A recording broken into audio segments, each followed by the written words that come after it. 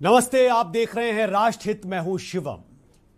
Monsoon के मौसम में अक्सर आप देखते हैं कि जल प्रलय जैसे हालात पैदा हो जाते हैं। कहीं बाढ़ आती है, कहीं आसमान फटता है, कहीं बिजली गिरती है। वैसे तो ये सब कुदरती प्रकोप है, लेकिन क्या इसमें किसी शख्स का या हमारा या व्यवस्था का भी दोष है? कुछ खबरें अगर देखें आप तो बीते कुछ दिनों में 6 राज्यों में आई बारिश, बाढ़ और मौसमी आफत की वजह से 40 से ज्यादा लोगों की मौत हुई है अभी हाल के दिनों में, और बिजली गिरने से तकरीबन 750 से ज्यादा लोग मर चुके हैं। अच्छा, ऐसा नहीं है कि यह आंकड़ा इसी साल का है। हर साल हम देखते हैं कि इस तरह के प्राकृतिक प्रकोप से लाखों लोग प्रभावित होते हैं, और इसलिए हमने राष्ट्रहित में यह मुद्दा उठाया है कि आखिर साल दर साल इस तरह की आपदाओं में मरने वालों की संख्या क्यों बढ़ रही है। ये आप तस्वीरें देख रहे हैं जालौन की, शिमला की, अलग अलग जगह पर जो परिस्थितियां बनी है पानी की वजह से, और बाढ़ पर कंट्रोल भी पा लिया जाए तो फिर ये एक अच्छी स्थिति बनेगी। और राष्ट्रहित में हम यही बात करेंगे आज। अपने सहयोगियों को सबसे पहले मैं जोड़ने की कोशिश करूंगा जो बता सकें कि अलग अलग जगह पर क्या स्थितियां हैं। तो राष्ट्रहित में आज की बात यही है कि जो जल प्रबंधन करना चाहिए, ड्रेनेज कंट्रोल करना चाहिए, इसको लेके जो काम हुए हैं वो क्यों नहीं हो पा रहे। लेकिन उससे पहले मैं आपको अलग अलग इलाकों की स्थितियां समझा देना चाहता हूं।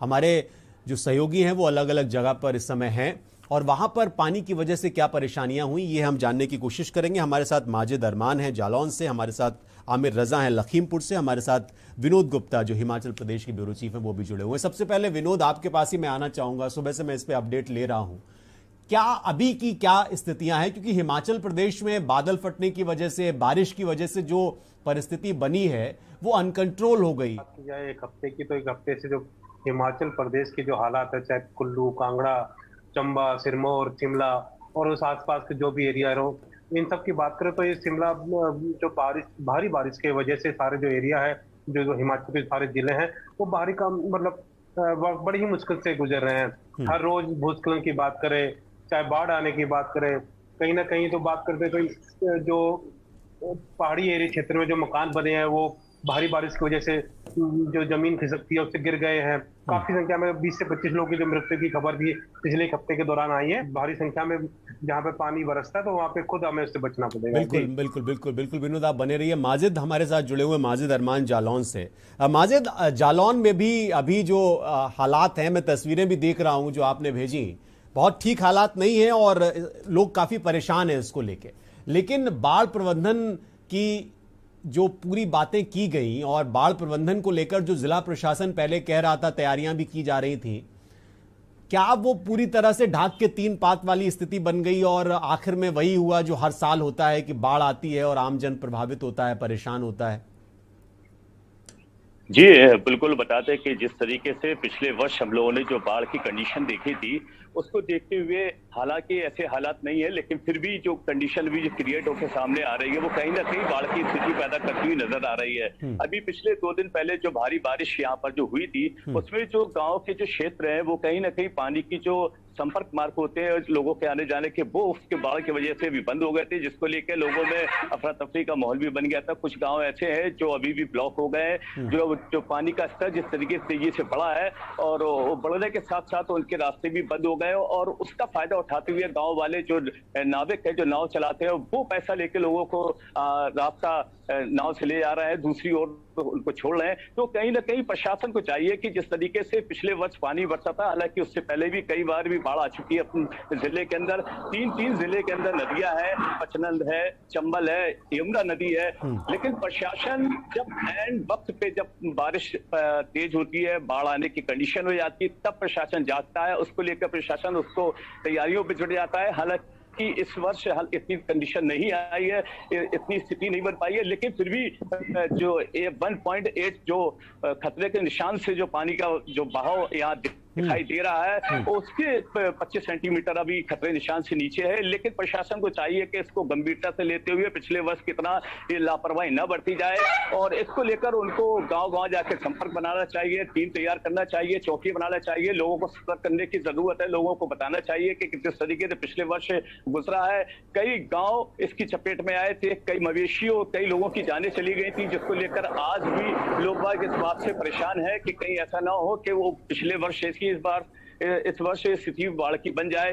तो प्रशासन को चाहिए कि लगातार इन बाढ़ की स्थिति को देखें, क्योंकि होता क्या है कि बारिश जालौन में नहीं होती है, कहीं और जो बारिश होती है जैसे कि हाँ, उसका असर यहाँ पर देखने को मिलता है। बिल्कुल बिल्कुल बिल्कुल सही बात है। तो हमारे साथ लखीमपुर से आमिर रजा भी हमारे सहयोगी जुड़े हुए हैं। आमिर, अभी लखीमपुर की क्या स्थिति है? वहां से भी आपने जो खबरें भेजी उसमें दिख रहा है कि लोग परेशानी में हैं और पानी का स्तर बढ़ रहा है, जिससे कि एक डर का माहौल भी है। तो प्रशासन के लेवल पे जो व्यवस्थाएं की गई, जो काम किया गया, क्या वो उस स्तर पे नहीं रहा? और अभी क्या परिस्थितियां हैं वहां पे? क्योंकि ये हर साल हम देखते हैं उनकी बारिश जो उनके जिले में होती है उसका असर जिले में नहीं रहता। यही स्थितियां लखीमपुर में है। लखीमपुर की अगर बात करें तो लखीमपुर में 3 ऐसी नदियां हैं जो हर साल यहाँ पर एक तबाही का नया अध्याय लिखती है। उसमें एक शारदा है, घाघरा है, एक मुहाना है। मुहाना नदी नेपाल से निकल कर आती है, शारदा और घाघरा ये उत्तराखंड से आती है। उत्तराखंड में जब भी पहाड़ों पर बारिश होती है, भारी मात्रा में पानी यहाँ पर जो बनबसा बैराज है उससे छोड़ा जाता है। स्थितियां बस से बदतर हैं। प्रशासन फर्जी दावे करता है, आज दावे फर्जी है। और ये जो समस्या है वो व्यवस्था की वजह से भी है। सोनाली पटवा हमारे साथ वाराणसी से जुड़ गई हैं। सोनाली, आपके पास क्या अपडेट है? कि अगर वाराणसी की बात की जाए तो वाराणसी के 84 घाटों हैं, वो सभी घाट आपस में संपर्क तोड़ चुके हैं। सभी एक दूसरे से नाम नहीं मिल रहे हैं इस वक्त। और आपको बता दें कि घाटों पे जो प्रशासन की तरफ से व्यवस्था है वो अपना ना हो सके। हाँ, हम कोशिश करेंगे कि मिले होते, क्योंकि बिल्कुल माजिद, हाँ बिल्कुल माजिद, जालौन में भी वैसे तो आप बता रहे थे कि वहां पानी की किल्लत रहती है, परेशानी रहती है पानी की, लेकिन इन दिनों में जब बारिश और नदियां उफान पर होती हैं तो फिर बड़ी परेशानी हो जाती है और जलस्तर बढ़ जाता है, जिससे कि आमजन प्रभावित होता है। लेकिन खनन की समस्या मेरे ख्याल से उस इलाके में भी है, जिस इलाके से आप हैं इस वक्त, जहां से आप जुड़े हुए हैं, तो वहां पर भी क्या एक खनन की वजह से भी इस तरह के हालात बन जाते हैं?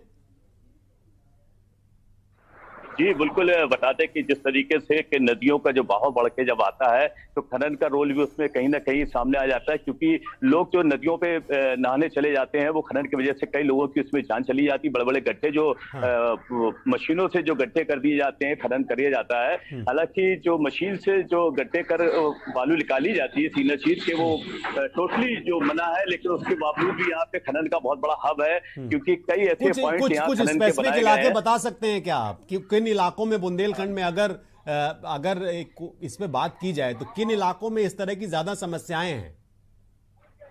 देखिए कुछ बंदोली एक ऐसे करके बंदोली है और हेमंतपुरा है और कई ऐसे गांव है जहां पे खनन के पॉइंट है। हालांकि सरकारी हिसाब से तो उनको चेक पॉइंट दिए गए हैं, लेकिन अवैध खनन का जो कार्य जैसे कि बताया जा रहा है वो भी लगातार चल रहा है, क्योंकि यही वजह है कि पिछले कई दिनों से लगातार जो है अवैध खनन के ट्रक पकड़े जा रहे हैं, ट्रैक्टर्स पकड़े जा रहे हैं। हाँ, वो तो उस इलाके में है और उसमें ऊपर से नीचे तक सब मिले हुए हैं, इससे भी इनकार नहीं किया जा सकता। आप ही खबरें भेजते रहते हैं।